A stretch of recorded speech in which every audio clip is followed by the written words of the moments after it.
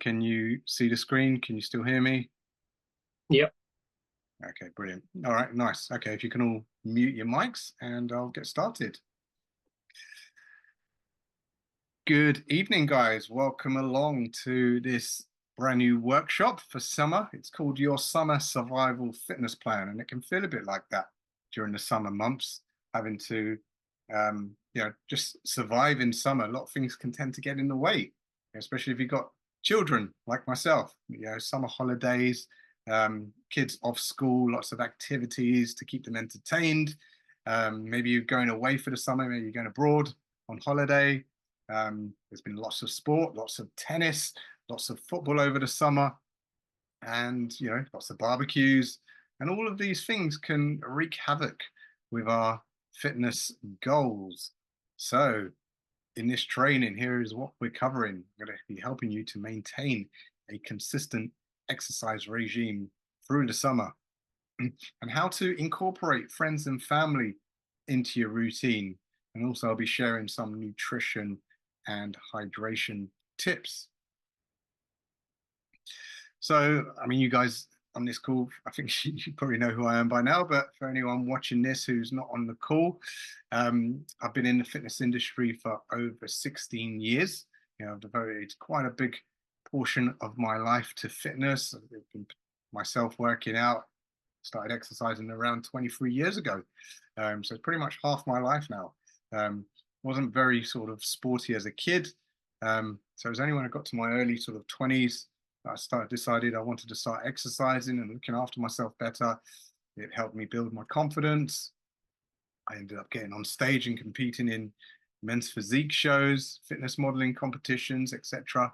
I'm also the author of a book called The Muscle and Hustle Method, and I'm a dad to two boys. And I'm really just passionate about helping people get fit and live their best lives. This was a recent class I delivered. Really enjoying doing some more in-person stuff lately. Just getting out, doing classes, seeing people, and just getting a good vibe, good energy in the room. So I really enjoying doing some classes recently, along with obviously my online programs, online challenges that I run, which are still very popular as well. But yeah, just ultimately, however we work together, whether it's through an online program, whether it's one-on-one, it's a personal trainer or coaching, or whether it's in a class like this. My goal is to help you reach your goals. So, onto this training. Do you struggle to find the time to exercise when kids are off school? Do you struggle to stick to a healthy eating regime when you're doing activities with your family, whether that's activities with the kids or whether you're away on holiday?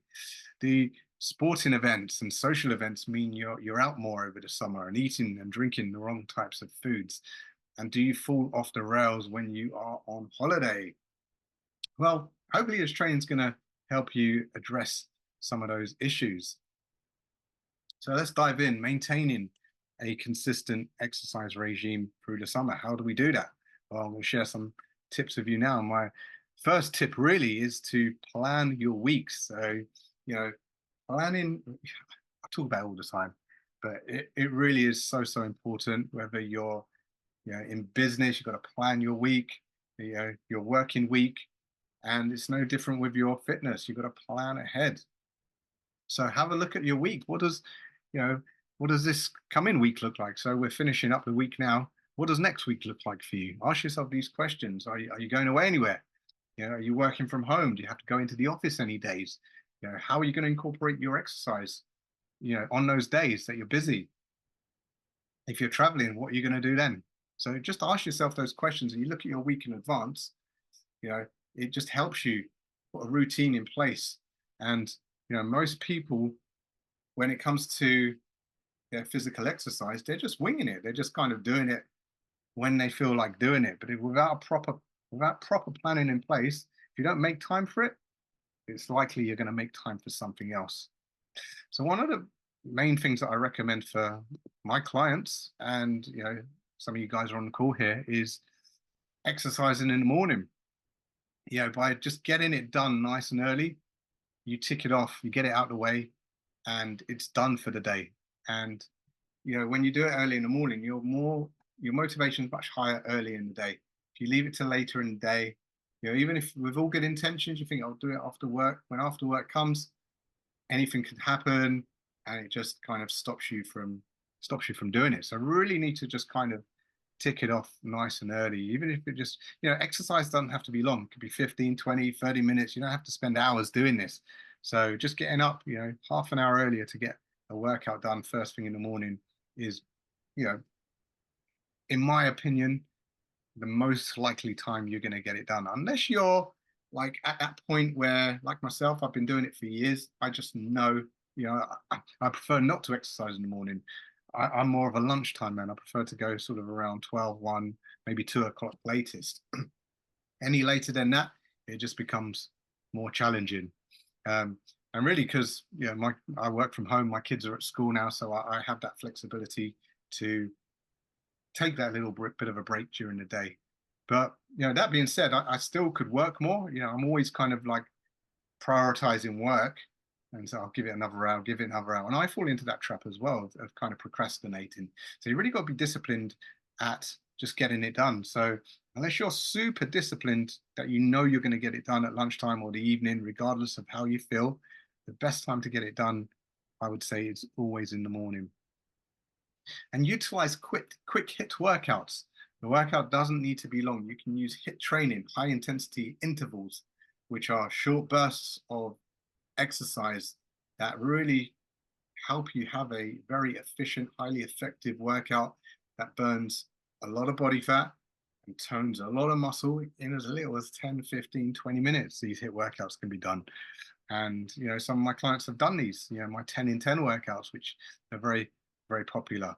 You don't need a lot of time. And you might be thinking, well, I'm not fit enough to do a hit workout. Well, to be honest, you don't need to necessarily be fit to do a hit workout, because, what is high intensity? High intensity can mean different things to different people. Your ceiling of your intensity levels are going to be different from somewhere else. So, regardless of what level you are at, you can still work to a good sort of intensity to have a great workout in a short amount of time, regardless of how fit you are. High intensity workouts can be adapted to your specific needs, and you just work at your own pace. What's high intensity for Joe might not be the same high intensity for John. So everyone has their own sort of intensity thresholds. And what about friends and family? Getting friends and family involved. So obviously during summer, if you've got kids and they go to school, they're probably going to be at home. If they're at university, maybe they're going to come home as well. And you're going to be doing more stuff with your family. But how can you get them involved in some kind of exercise regime? Well, the first thing really is to think about is like exercise doesn't necessarily have to be, an intense workout. It doesn't necessarily have to mean you going to the gym or doing, a traditional type of workout. Exercise can take many shapes and forms. It could be just simply going for walks. I remember during lockdown when all the gyms closed, we didn't really have access to fitness facilities. We were going for walks every day. Every single day we'd take half an hour out of a day and we'd go for a walk. Family was at home, we were all kind of together. It was a great opportunity just to go out for those walks. Why not continue that trend, especially during the summer? It's a great opportunity to go out together, go for walks, get some steps in. Play sports with your kids. I about a year ago, I recently started doing tennis coaching for young kids, which is, I really enjoy doing that. Just seeing those young kids develop from not being able to hit a ball to being able to smash the ball with a forehand, a backhand, a volley. Within a few weeks, kids learn so quickly how to play sports, and it's great for their body, it's great for their mind, and it's great for their overall confidence and development.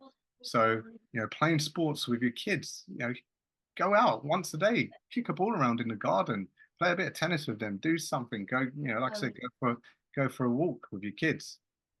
Is so much stuff you can do to keep them entertained. It's good for you, it's good for them. And why not just train with your kids?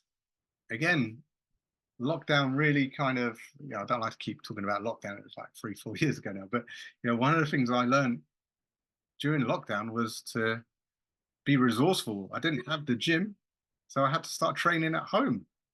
I spent like 20 years training in the gym. I had to adapt what I was doing to have a workout at home. I didn't want to stop training. I didn't want to not do anything. I wanted to maintain my fitness, maintain my shape. So I started training at home with very little equipment. Literally at home, I only have a pair of dumbbells and a kettlebell. Some people have nothing, but that doesn't need to stop you. So I started training at home. And obviously my kids were at home with me, and they started, and at that time they were like 1 and 3. So they were just toddlers, but they got to see what I was doing, and they wanted to get involved with what dad was doing. They'd jump on my back when I was doing push-ups. They'd start doing their own push-ups. They'd start squatting and lunging and copying what I was doing burpees.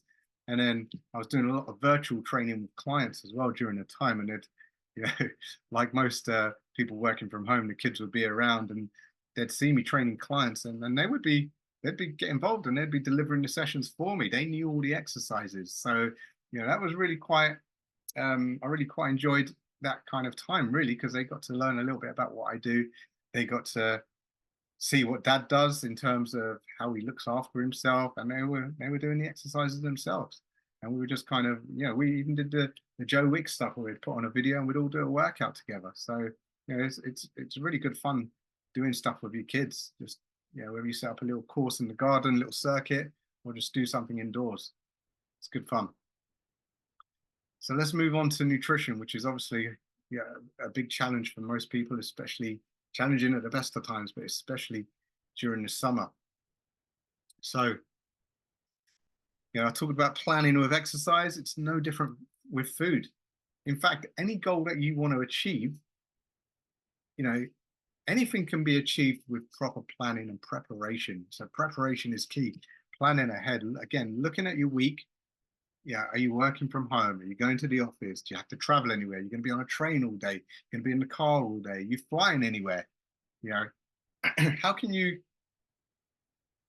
foresee what you're doing in your week and work around that when it comes to obviously your exercise we've mentioned, but also your nutrition?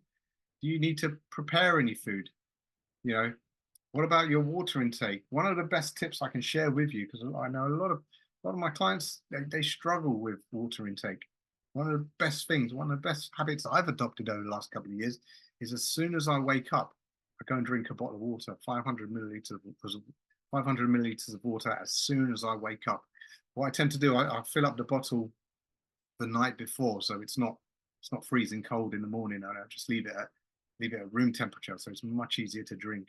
So as soon as I get up in the morning, first thing I do is drink 500 milliliters of water. And it just hydrates your body, hydrates your brain, helps you wake up. And, it's just a good way to start your day. And it's a quarter of your water intake. All right. Everyone's water intake is different. We normally recommend 2 liters as a minimum. So if it's 2 liters, then, drinking 500 ml is a quarter of your water intake. But yeah, the morning is such an important time. Morning routines are so important.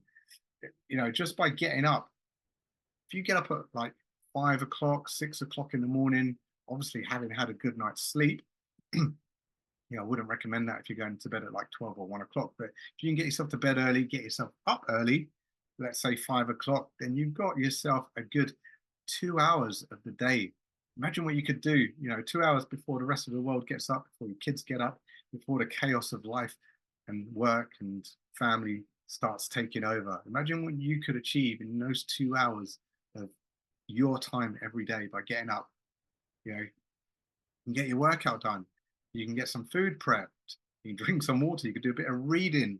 And speaking of reading, on this topic, one of my favorite books that I read last year is The Miracle Morning by Hal Elrod. Really good book if you want to kind of establish a good morning routine. And this is a fantastic book to read. And Hal Elrod, the author, really kind of transformed his life by getting up early and practicing a morning routine. So another one of my top food tips is to make it yourself. Preparing your own food, what's going in it, and especially if you've got like activities coming up, you're going out, you're traveling, it's always good to kind of prepare your own food, take it with you, put it in a cool bag, and you've got good nutritious food with you all the time, and you're not leaving it to chance. But it's either doing this, which obviously that takes a bit of time to do, but as I said, with proper planning, you can make the time to do like a bulk cook and just prepare your lunches for a few days. So it's either make it yourself or simply eat out. Nothing wrong with eating out either, but when we do eat out, we're more likely to make poor choices. We don't know what's in the food that we're buying. But eating out's not necessarily a bad thing.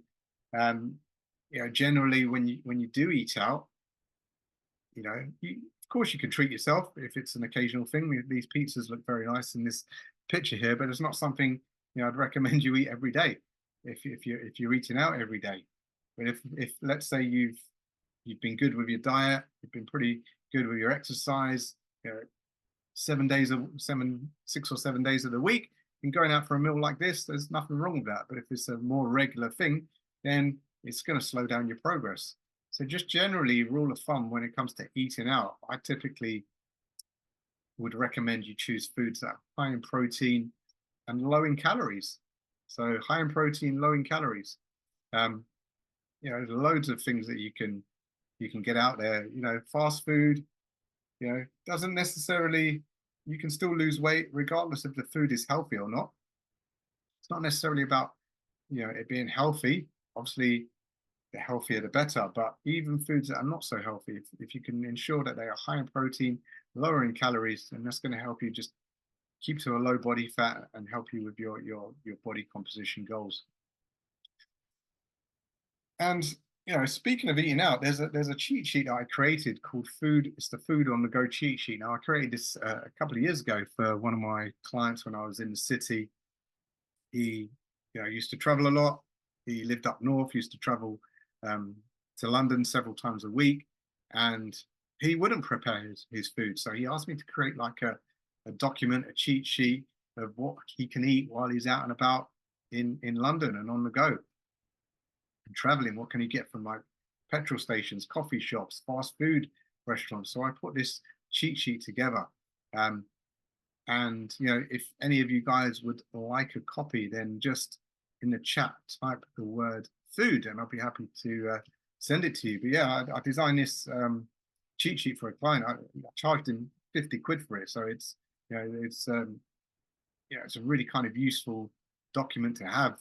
All the foods on there, they're not necessarily all very healthy, but they'll all provide you with good nutrition in terms of being high in protein, which is obviously very important when it comes to building that strength, building that muscle and shaping your body.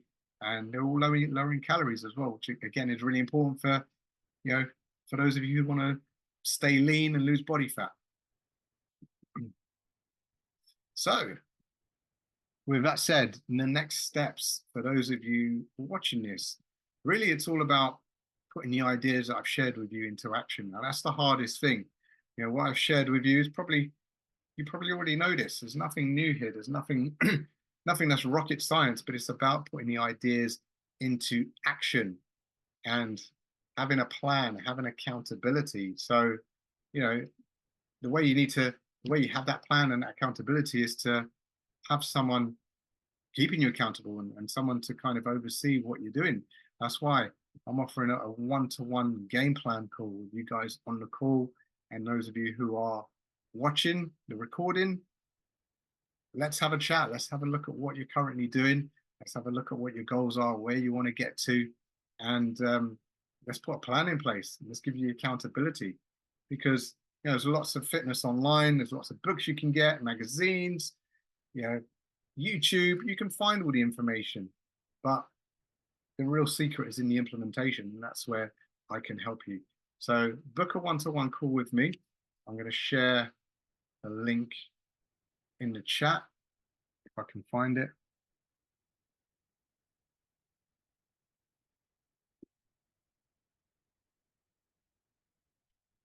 There's a chat. All right. Hayden said food. Anik said food. No worries, guys. I'll get that cheat sheet over to you. And let me just find my link to a call.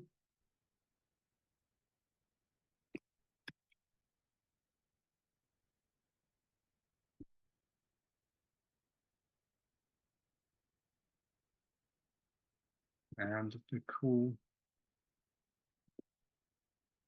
link is now in the chat.